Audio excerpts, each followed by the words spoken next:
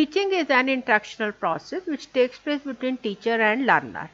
Whenever a teacher is teaching, he has certain objectives which he wants to achieve, but how far these objectives are achieved will depend upon the teaching abilities as well as the learner's capabilities.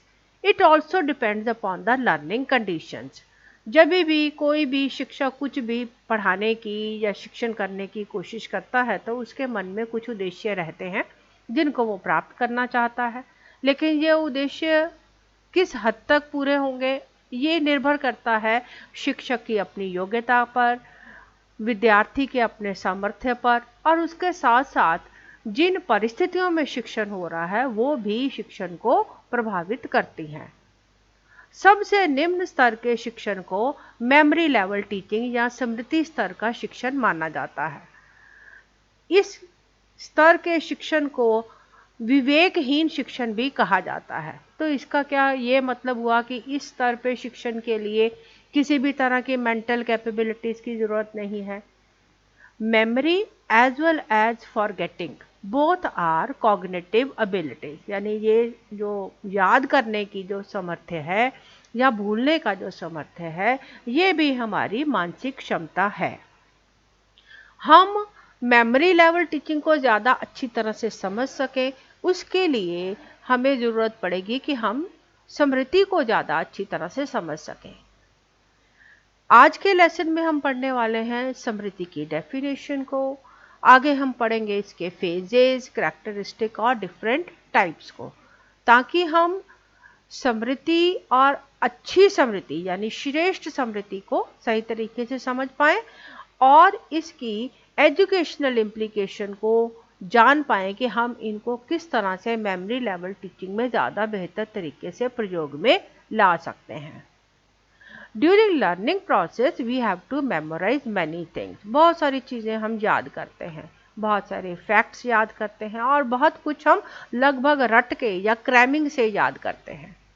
आमतौर पे रटा हुआ भूल जाता है, क्योंकि जैसे याद करना हमारी एक मानसिक क्षमता है उसी तरह भूल जाना भी ये हमारी एक मानसिक क्षमता है, और ये दोनों ही एक्टिव प्रोसेस है, दोनों लगातार चलते रहते हैं।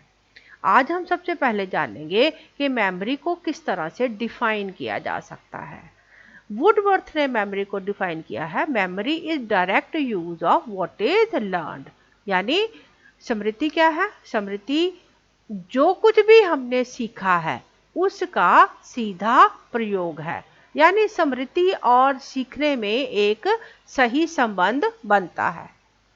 हम याद उसी चीज को कर पाएंगे जिसको हमने सीखा है, और अगर हम याद की हुई चीज को अपने प्रयोग में ला सकें तो तभी हम कह सकेंगे कि ये हमारी स्मृति में है। Memory is new experience determined by the dispositions laid down by the previous experiences, the relation between the two being clearly apprehended. हमारे जीवन में कई सारे एक्सपीरियंसेस होते हैं। हमारे हर एक्सपीरियंस है, यानी जो भी हमारा एक्सपीरियंस फर्स्ट टाइम हुआ है उससे हमारे स्वभाव में कुछ ना कुछ बदलाव आया है। अगर हमें पुराने एक्सपीरियंस से मिलता जुलता नया एक्सपीरियंस हो, यानी नया अनुभव हो, और हम ये पहचान पाएं कि ये जो नया अनुभव है ये पुराने अनुभव से किस तरह मेल खाता है, तब हमारे उस स्वभाव का हमारे नए अनुभव के ऊपर सीधा प्रभाव पड़ता है, और इसी को स्मृति कहा जाता है। यानी स्मृति का मतलब ये भी है कि हमने जो पुराने अनुभवों से सीखा है उसको हम नए अनुभवों में किस तरह से प्रयोग में लाते हैं। ये तभी मुमकिन है अगर हम ये पहचान पाएं कि हमारे नए अनुभव किस तरह से प्रीवियस अनुभवों से यानी प्रीवियस एक्सपीरियंसेस से कैसे मेल खाते हैं। मैकडॉगल ने एक और डेफिनेशन दी है, memory implies imagining the events as experienced in the past and recognizing them to one's own past experience. इनके अनुसार स्मृति क्या है? जब हम ये जान पाते हैं कि हमारे पास विगत में या पीछे क्या हुआ है, यानी पुराने समय में हमारे साथ क्या क्या हुआ है, उसको अगर हम जान पाएं तो that will be called as memory. और हम इस एक्सपीरियंस को भी जान पाएं कि ये हमारा पुराना एक्सपीरियंस है, यानी हम अपने एक्सपीरियंस को पास्ट और प्रेजेंट में डिफरेंशिएट भी कर पाएं। Memory reference refers to imagining past events and recognizing the fact that these are experiences of the past। ये जानना कि हमारे साथ पुराने समय में क्या हुआ, पास्ट में क्या हुआ, और उसके साथ ये भी याद रखना कि ये जो एक्सपीरियंस जिसकी हम बात कर रहे हैं, अनुभव की बात कर रहे हैं, ये अनुभव हमारे एक पास्ट का एक्सपीरियंस है, यानी पास्ट और प्रेजेंट को डिफ्रेंशिएट कर पाते हैं। According to Stout, memory is the ideal revival in which the objects of past experience reinstate as far as possible in the order and manner of the original occurrence।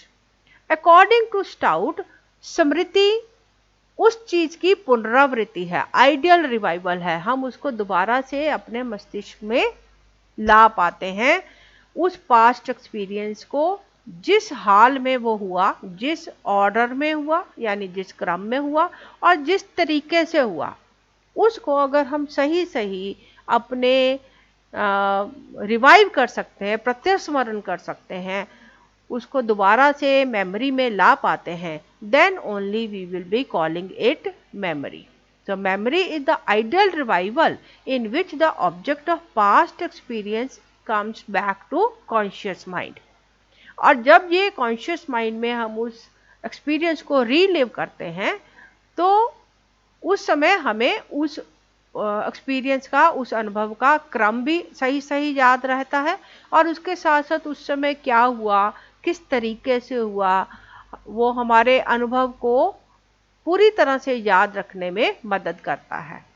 यानी memory क्या है? It is perfect repetition. जब हम जो हुआ, जैसा हुआ, उसको जस का तस हम कॉन्शियसली उसको रिमेंबर कर सकते हैं, that is called as memory.